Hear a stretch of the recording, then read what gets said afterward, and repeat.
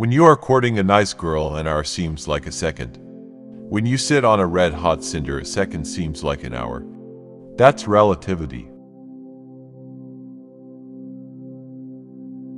I am enough of an artist to draw freely upon my imagination. Imagination is more important than knowledge.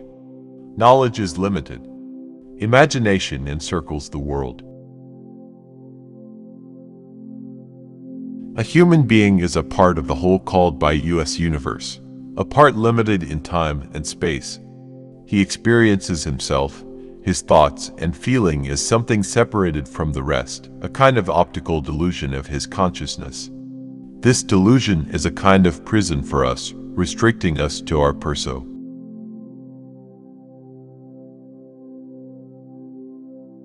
The important thing is not to stop questioning. Curiosity has its own reason for existence. One cannot help but be in awe when he contemplates the mysteries of eternity, of life, of the marvelous structure of reality. It is enough if one tries merely to comprehend a little of this mystery each day. We dance for laughter, we dance for tears, we dance for madness. We dance for fears, we dance for hopes, we dance for screams. We are the dancers, we create the dreams. The woman who follows the crowd will usually go no further than the crowd. The woman who walks alone is likely to find herself in places no one has ever been before. It would be possible to describe everything scientifically, but it would make no sense, it would be without meaning, as if you described a Beethoven symphony as a variation of wave pressure. Our task must be to free ourselves, by widening our circle of compassion to embrace all living creatures and the whole of nature and its beauty. Imagination is more important than knowledge, for knowledge is limited to all we now know and understand, while imagination embraces the entire world and all there ever will be to know and understand. Reading, after a certain age, diverts the mind too much from its creative pursuits. Any man who reads too much and uses his own brain too little falls into lazy habits of thinking. From the standpoint of daily life, however, there is one thing we do know, that we are here for the sake of each other, above all for those upon whose smile and well-being our own happiness depends, and also for the countless unknown souls with whose fate we are connected by a bond of sympathy.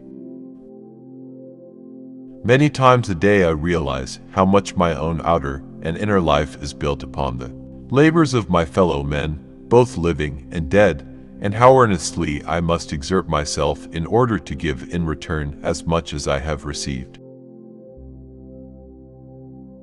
Few people are capable of expressing with equanimity opinions which differ from the prejudices of their social environment. Most people are incapable of forming such opinions. My religion consists of a humble admiration of the illimitable superior spirit who reveals himself in the slight details we are able to perceive with our frail and feeble mind. The most beautiful thing we can experience is the mysterious. It is the source of all true art and all science.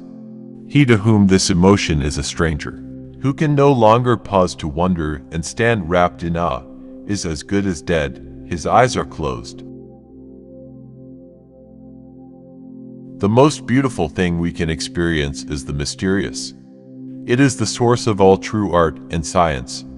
He to whom the emotion is a stranger, who can no longer pause to wonder and stand wrapped in awe, is as good as dead, his eyes are closed. The insight into the mystery of life, coupled though it be with fear, has also given rise to religion. To know what is impenetrable to us really exists, manifesting itself as the highest wisdom and the most radiant beauty, which our dull faculties can comprehend only in their most primitive forms. This knowledge, this feeling is at the center of true religiousness.